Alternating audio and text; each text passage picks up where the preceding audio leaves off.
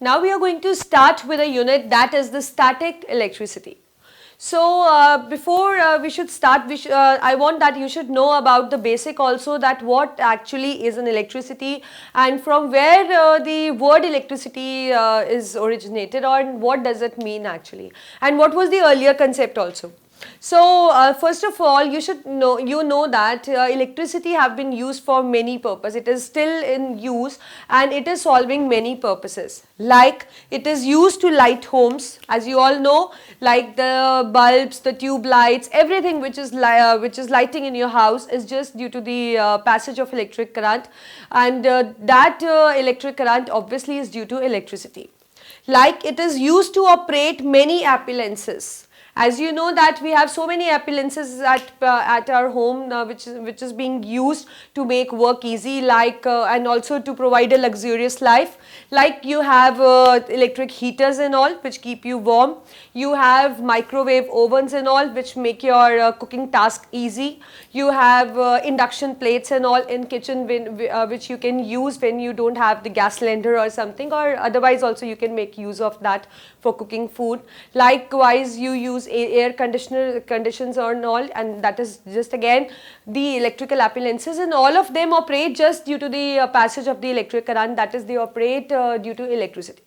So we can say that electricity is actually making our life more luxurious, because it is providing us many you can say appliances which is just giving us a kind of comfort to us. So from where does this electricity word originated? It originated from the word that was called as electron. What does this electron means? This electron is not that electron which is present in an atom. Keep in mind, this word is derived from the word electron, but this electron is not similar to that electron which is present in an atom. It is actually a amber. And what is this amber? Amber is the resin which you obtain from the plant, the certain plant. So what happened? In the earlier times, there was no battery or cell. The electricity concept came from the point of friction. You know that friction is rubbing of two bodies. You know that when does friction comes into play? When two bodies are rubbed with each other, or when two bodies come in contact with each other. So in earlier time, it was considered that the electricity can be produced as a result of friction. Right. So what was actually observed? There was a man called as Thales of Miletus around in 600 BC. He actually was the one who actually made, or you can say who actually can produce electricity due to the friction. So he said that he actually found that when you rub this amber, that is the resin which is obtained from the plants, with wool, then this amber can attract certain substances towards itself, and those substances which can be attracted by an amber are tiny substances like dry paper, it can be grass, it can be feather. So that means rubbing of two bodies can make one body charged, and that charged body can actually attract tiny substances toward itself. Then again what was the reason behind this was unanswered, and around in 1600 AD the William Gilbert actually proved it, that when any substance is rubbed with other substance, it becomes charged, and that charged body can attract the uncharged tiny substances toward itself. So what William Gilbert said? He said he actually confirmed the phenomena that yes, there is an attraction of tiny substances by amber which is rubbed with wool, right? So then he found many other substances. The same thing was found with some other substances also. Like if you take a comb and you rub with dry hair, then that comb can be used to attract tiny bits of paper. You must have experienced this thing when you were very young, because at that time the children are very curious. What they do is they ask their friend, you know that if you will rub the comb with your hair and you will attract the tiny bits of paper, so that comb can actually attract. So they think that this is a magic, but it is not a magic actually.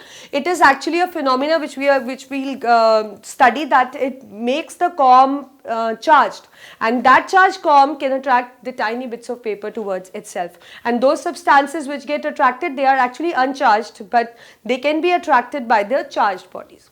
Likewise, we see that if we take a glass rod and we rub with the silk cloth, then what happens? This glass rod again can attract certain things towards itself, because this glass rod on rubbing with silk become charged, then also it can attract certain substances. Likewise, if you take an inflated balloon and you'll just if you'll just throw near the wall, you'll see that that balloon will slide down. Like you have a wall like this, let's say this is our wall. If you take an inflated balloon, so what you will see that this balloon will slide down. But if you will rub this balloon with the wool or any woolen cloth, you can say, if you will rub the balloon with the woolen cloth and then you try this thing, then you will see that this balloon will stick to the wall. Then what is the difference actually, like why it is that when you are not rubbing it with the wool and you are just putting the balloon near the wall, it slides down, but when you rub with the wool and then you keep, then it just stick to the wall. The reason again is that it becomes charged on rubbing it with the woolen material. Likewise, if you will rub a comb with any woolen material, then again it can attract certain substances like dry paper, it can attract feather, it can attract tiny bits of paper. So that means lighter objects can be attracted by glass rod, by comb, again when the comb, right. And one more thing is that suppose you take two balloons, right, you take two balloons and what you do, you try to bring those inflated balloon towards each other. You will say that they easily come closer to each other. But now what we do is, we rub those both balloons with the woolen material, and then after rubbing we try to make them closer. So when we try to make them closer, we will see that they will repel each other, they will not come closer, instead we will feel that they are moving apart.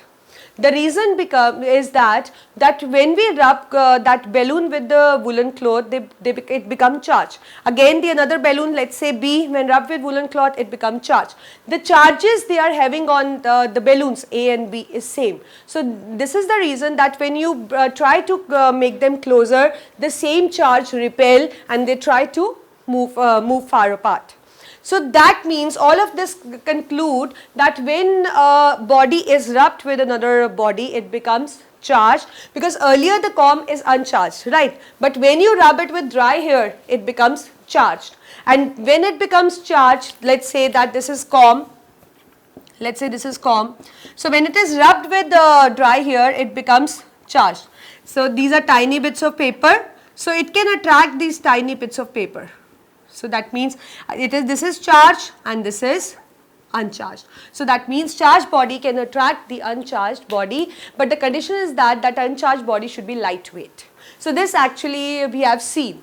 So that means due to friction or due to rubbing of two bodies, it can actually this phenomena can actually make the body charged, and this charged body can attract the uncharged body towards itself. Now there are few facts. A body with electric charge is said to be charged.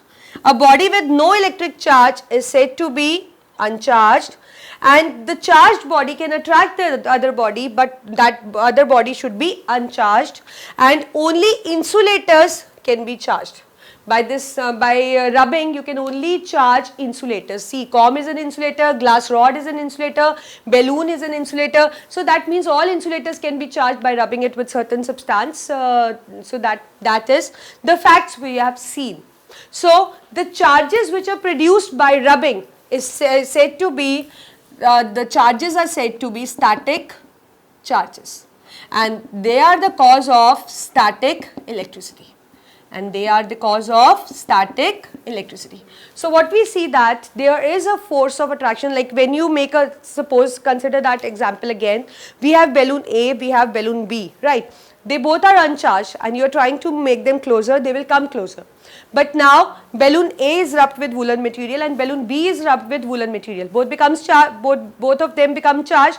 Now when you try to move them closer, so there is an electrostatic force which is existing between the two bodies. So the force, we can say that the charged bodies the charged bodies experience a certain kind of force, and that force is electrostatic force. I'll write the complete spelling. It is electrostatic force which is exhibited between charged bodies, and the nature of this force can be attractive or it can be repulsive, just depending upon the charges. So when the charges are same, this force is repulsive.